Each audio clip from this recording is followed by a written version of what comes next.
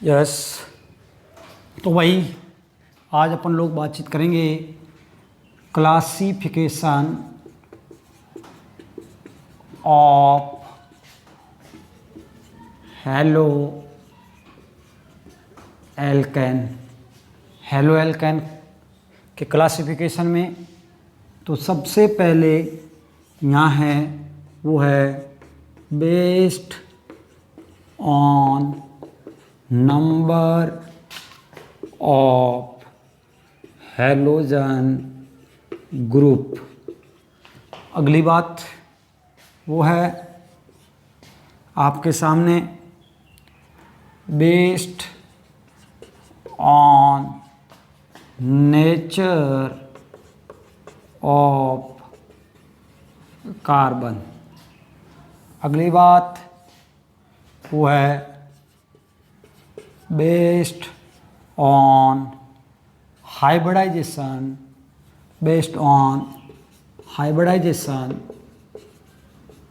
Of carbon. ठीक। Based on number of halogen group, यहाँ भी अगर बातचीत करें अपन लोग तो इसमें सबसे पहले मोनो का मीनिंग कितना हुआ? एक।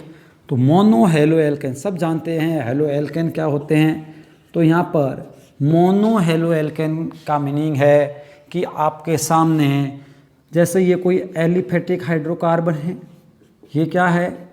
कोई एलिफेटिक हाइड्रोकार्बन है। चाहे आपके सामने इसको भी मैं एलिफेटिक कह सकता हूँ, और ये मेथेन है, और ये क्या है आपके पास में? एथेन। ये दोनों एलिफेटिक हाइड्रोकार्बन है। और भी अपन बहुत सारे ले सकते हैं। मैंने आपको क्या कहा, जो एरोमेटिक नहीं वो क्या है? एलिफेटिक। तो ये भी एलिफेटिक हाइड्रोकार्बन, ये भी एलिफेटिक हाइड्रोकार्बन है।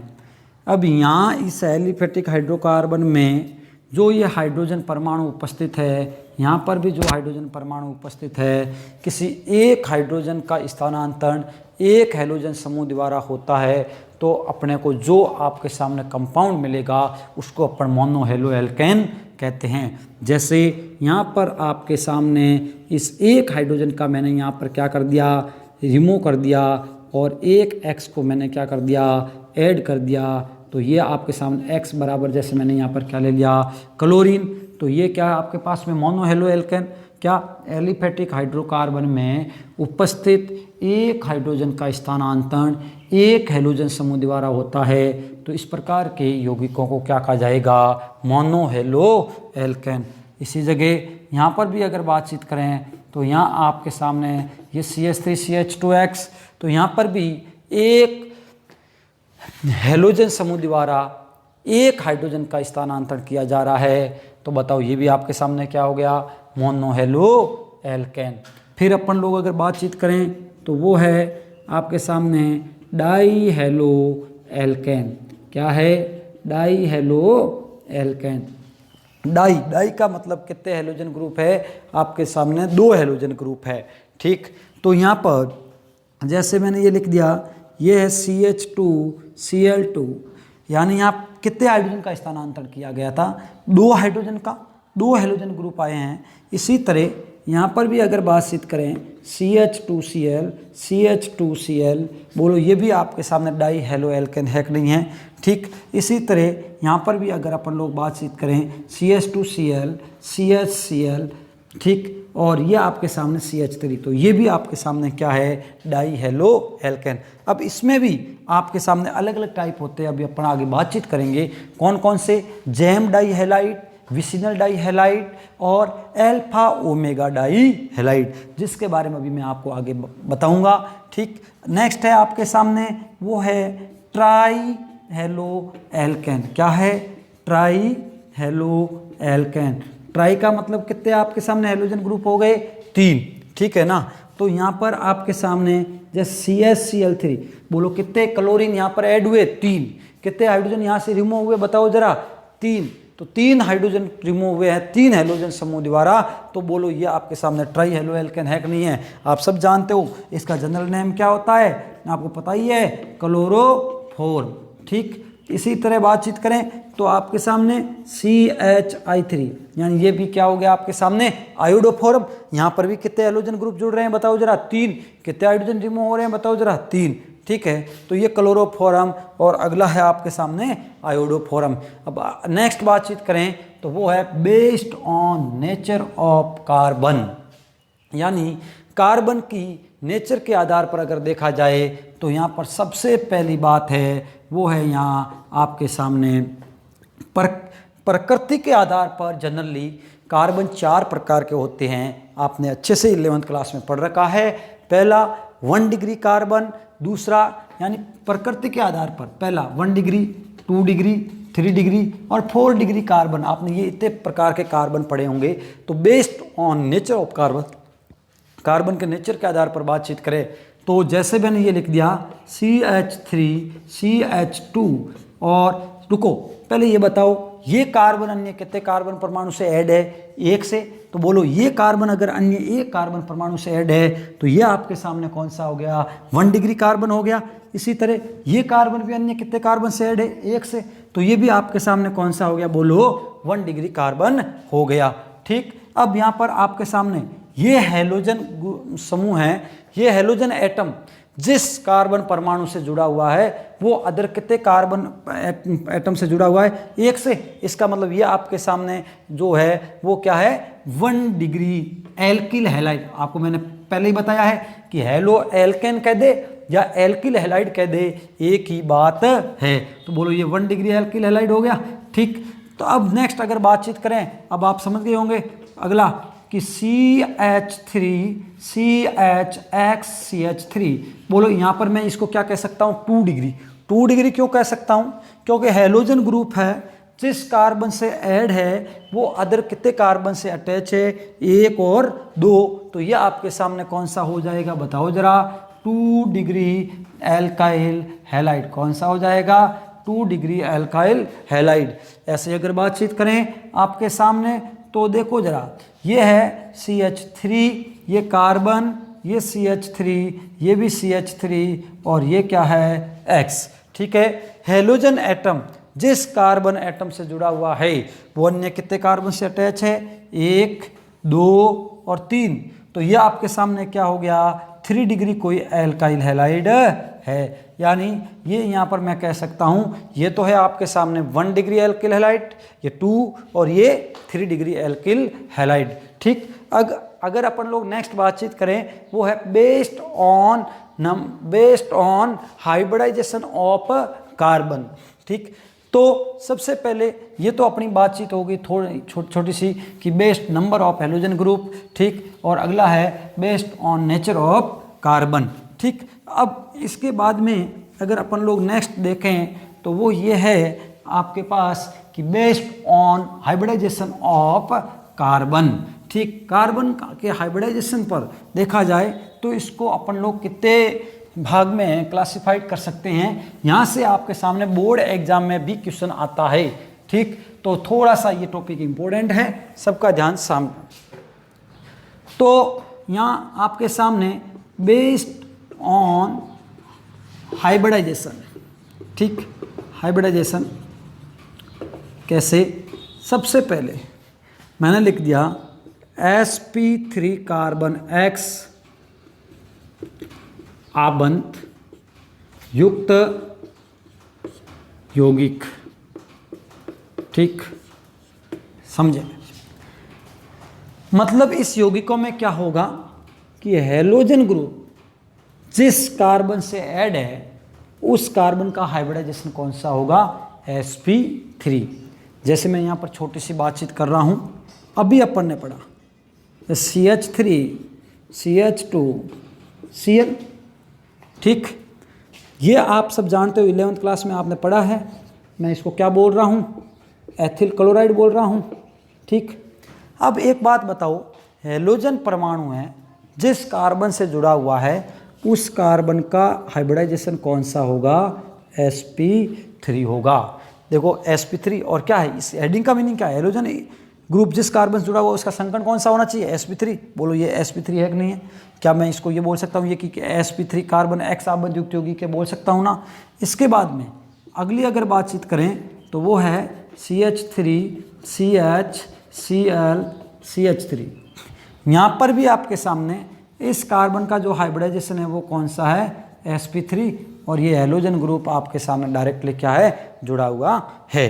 ठीक, इसी तरह अगर अपन लोग नेक्स्ट बातचीत करें तो इसका सामान्य नाम पता है ना, इसको कहेंगे आइसोप्रोपाइल क्लोराइड। क्या इसका सामान्य नाम होगा, आइसोप्रोपाइल क्लोराइड। ठीक, और इसी जगह मैं यहाँ पर बातचीत करूँ इसका IUPAC नाम, तो अपन IUPAC नाम अभी आगे बहुत प्रैक्टिस करेंगे, चिंता करने की कोई ज़रूरत नहीं है। ठीक, फिर अगर अपन लोग नेक्स्ट बातचीत करें तो वो है आपके सामने CH3 कार्बन CH3Cl CH3। बोलो यहाँ पर हैलोजन ग्रुप यानी ये क्लोरीन परमाणु है, ये जिस कार्बन से अटैच है वो अदर कितने कार्बन से ऐड है, बोलो 3 से। तो ये आपके सामने क्या हो गया, बोलो 3 डिग्री। क्या मैं इसको क्या बोल सकता हूँ, टर्सरी। ठीक है, अब देखो टर्सरी नंबर ऑफ कार्बन कितने हैं, 1 2 3 और 4, तो क्या हो जाएगा टर्सरी ब्यूटिल क्लोराइड। वैसे इसके बारे में आपने 11th क्लास के अंदर पढ़ रखा है। ठीक, ये जनरल नेम वगैरह, फिर भी आगे अपन लोग IUPAC नाम और कॉमन नेम वगैरह लिखेंगे तो वहाँ और समझा दूंगा कि ये नाम कैसे लिखे गए हैं। ठीक, तो यहाँ पर एक तो ये हो गई। आप बताओ, मैं तो यहाँ पर इतना ही जानना चाहता हूँ कि यहाँ ये जो हैलोजन एटम है वो जिस कार्बन से अटैच है उस कार्बन का संकरण sp3 है या नहीं है, बोलो है। ठीक, आप यहाँ देख लो, यहाँ देख लो, यहाँ देख लो, कहीं भी देख सकते हैं। ठीक, नेक्स्ट अगर बातचीत करें तो वो है आपके सामने, यहाँ एक आपने बहुत ही इंपॉर्टेंट वर्ड सुना होगा, वो है बेंजिल।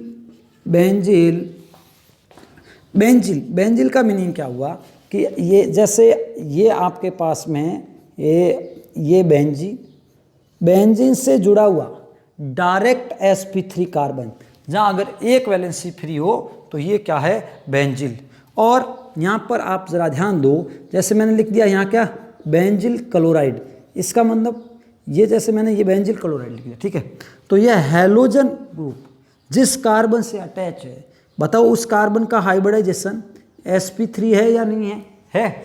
ये आपके इस बार बोर्ड एग्जाम में भी क्वेश्चन आया था, क्या कि बेंजिल क्लोराइड का सामान्य संरचना लिखते हुए ये बताइए कि हैलोजन एटम जिस कार्बन परमाणु से जुड़ा हुआ रहता है उस कार्बन परमाणु का संकरण कौन सा होता है। ठीक, तो ये बेंजिल क्लोराइड। तो क्या कहा, बेंजिल क्लोराइड क्या है या बेंजिल हैलाइड।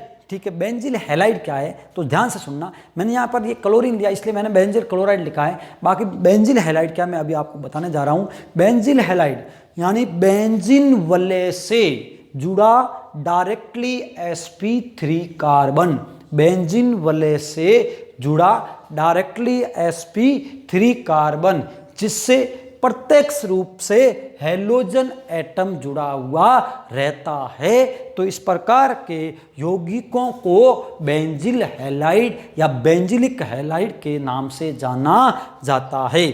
ठीक, ऐसे ही अगर बातचीत करें अपन लोग, क्या ये आपके सामने बेंजिल हैलाइड है, क्या बेंजिलिक हैलाइड है? ये मैं कह रहा हूँ ये बेंजिलिक हैलाइड नहीं है। क्यों नहीं है बेंजिलिक हैलाइड?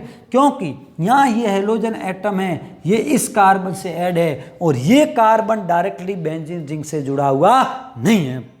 अपन ने क्या बोला कि बेंजीन रिंग से जुड़ा हुआ डायरेक्टली sp3 कार्बन से अगर हैलोजन एटम जुड़ा हुआ है तो वो बेंजिलिक हैलाइड होंगे, अदरवाइज वो बेंजिलिक हैलाइड नहीं होंगे। नेक्स्ट अगर बातचीत करें तो वो है आपके सामने, जैसे ये देखो मैंने ले लिया यहाँ पर एक आपके पास में ये CH, जैसे ये ले लिया, यह हाइड्रोजन, ये Cl, ठीक, और ये H, ये तो खैर ये CH2Cl है ही, मैंने यहाँ ले लिया ये CH3। ठीक, तो एक बात बताओ कि आप इसको चाहो तो ऐसे लिख दो, बच्चा कहेगा सर कई जगह तो ऐसे लिखा हुआ आता है। अरे तो वो एक ही बात है। ये आपके सामने ये क्या है बोलो, हेलोजन एटम जिस कार्बन से ऐड है, क्या ये कार्बन डायरेक्टली आपके सामने बेंजीन रिंग से ऐड है कि नहीं है बोलो, है। तो इसका मतलब क्या हो गया, ये भी आप लोग इसको क्या कह सकते हो, बेंजिलिक कह सकते हो। बट ये कौन सा बेंजिलिक होगा, मैं कहता हूं कि ये 2 डिग्री बेंजिलिक होगा। क्या रीजन है ये 2 डिग्री बेंजिलिक होगा, क्योंकि यहाँ पर कार्बन हेलोजन एटम जिस कार्बन से ऐड है वो अदर कितने कार्बन से ऐड है, 1 और 2 कार्बन से ऐड है। इसका मतलब ये आपके सामने कौन सा हो गया, 2 डिग्री हो गया। फिर नेक्स्ट बातचीत करें तो आपके पास में ये CH3 और ये क्या है Cl।